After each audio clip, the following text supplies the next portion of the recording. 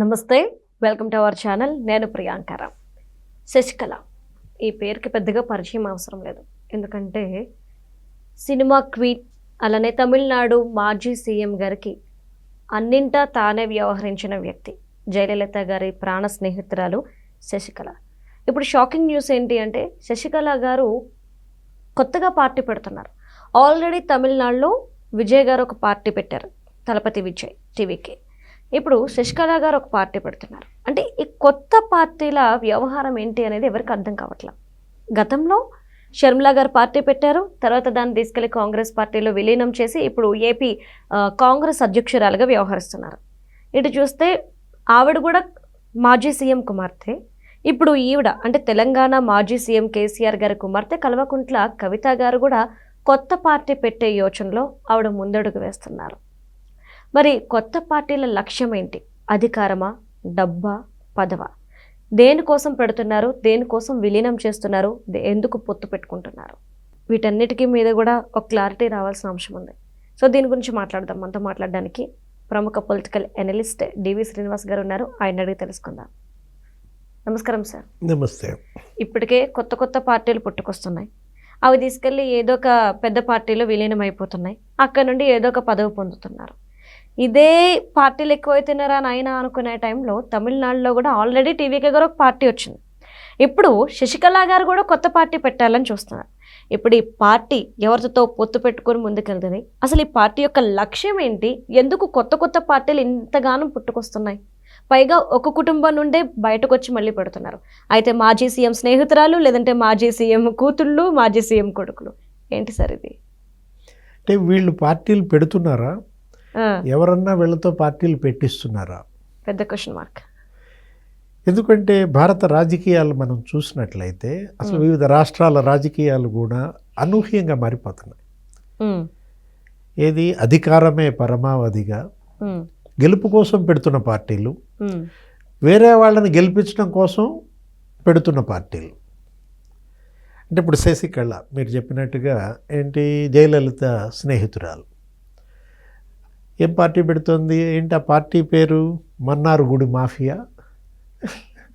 ఇప్పుడు ప్రధాని మోడీ అప్పట్లో జయలలితను ఉద్దేశించి మరి ఆమెతో పర్సనల్గా మాట్లాడుతూ శశికళ పట్ల అప్రమత్తంగా ఉండమని ఆయన చెప్పారని, ఈ మన్నార్గుడి మాఫియా ఇది, మీరు కనుక సరిగ్గా జాగ్రత్త తీసుకోకపోతే మిమ్మల్ని ముంచేస్తారు, ఇప్పటికే మిమ్మల్ని చాలా ముంచేశారు అని ఆయన ఇప్పుడు గుజరాత్ సీఎంగా ఉన్నప్పుడే ఏదో మాట వరుసకి జయలలితని ఆయన అలర్ట్ చేశారు.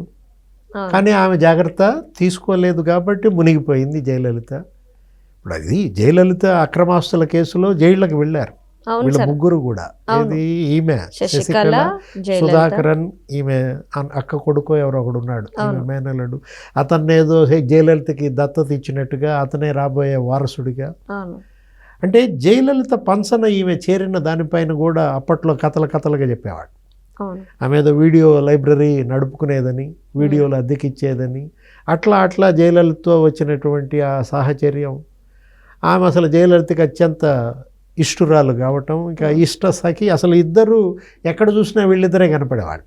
చీర కట్టిన ఒకే చీర, ఈమె దగ్గర ఏమి నగుంటే ఆమె దగ్గర అదే నగుండాలి, సేమ్ టు సేమ్. అంటే ఇక జయలలితని తనలోకి ఆమె ఆవాహయామి అన్నట్టుగా తనే ఒక డూప్గా, మరో జయలలితగా, అంటే జయలలిత తర్వాత తనే సీఎం కావాలన్న ఒక కాంక్ష.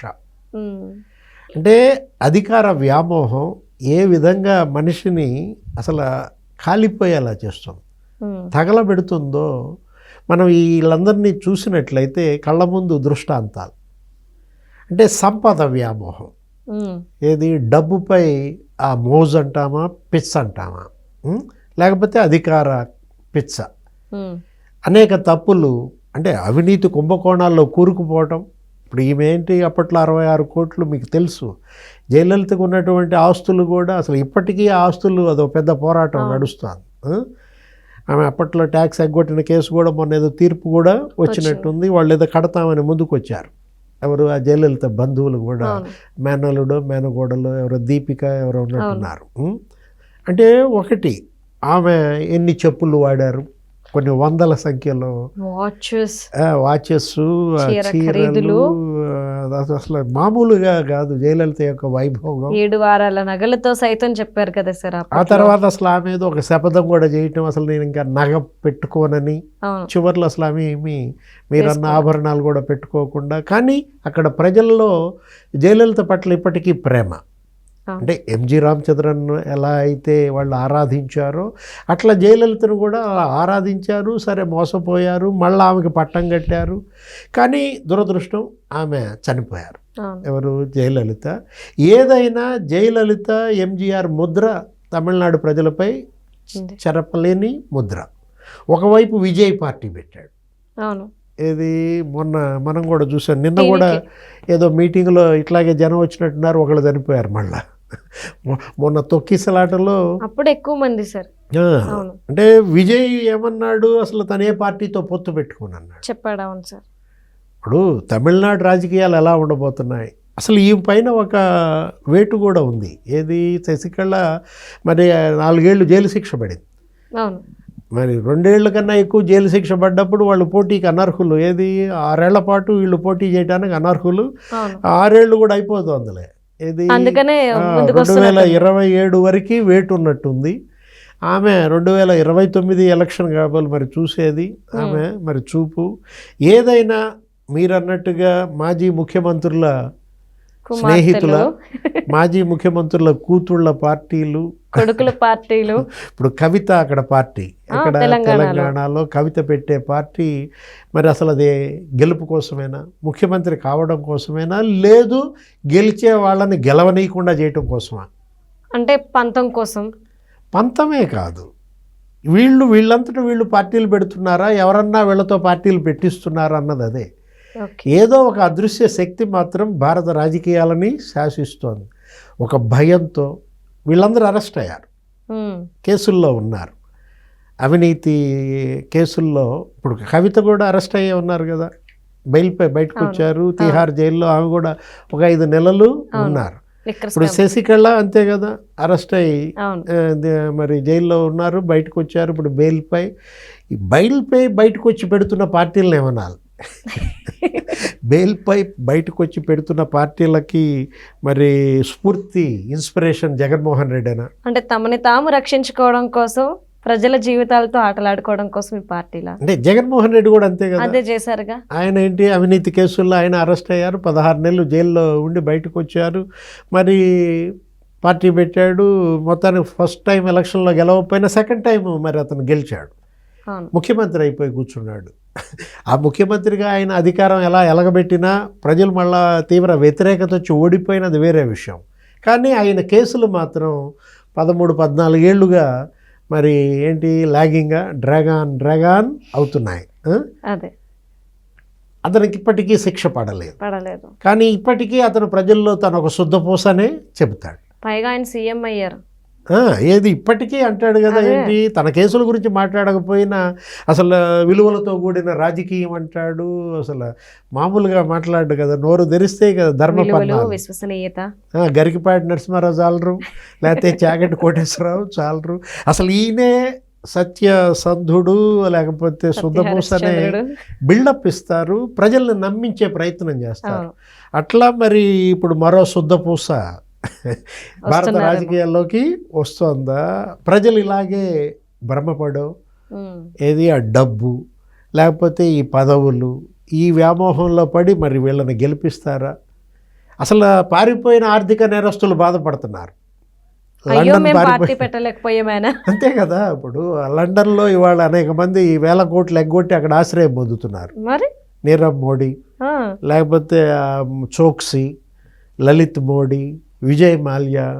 అరే భలే ఛాన్స్ మిస్ చేశాం, మనం ప్రభుత్వాలను మోసం చేశాం, బ్యాంకుల్ని టోకరాయిచ్చాం, 1000 కోట్లు ఎగ్గొట్టి పారిపోయాం. కానీ ప్రజలు మోసం చేయలేకపోయామే అన్న. ప్రజలు ఇంత తేలిగ్గా మోసపోయి మమ్మల్ని కూడా ముఖ్యమంత్రులు చేసేవాళ్ళు కదా.